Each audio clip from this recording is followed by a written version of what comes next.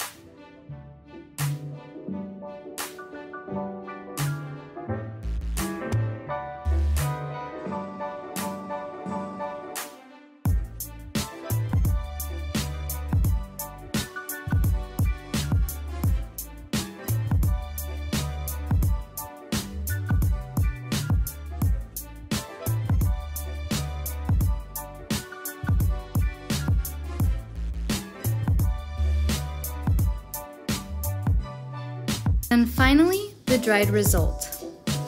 This painting was inspired by the movie Up. I was first creating this sky only to put this up house on top of it, and I love how it turned out. I hope you do too. If you enjoyed this video, give it a thumbs up and come back for another painting video every Sunday and Wednesday. Hope to see you then. Bye!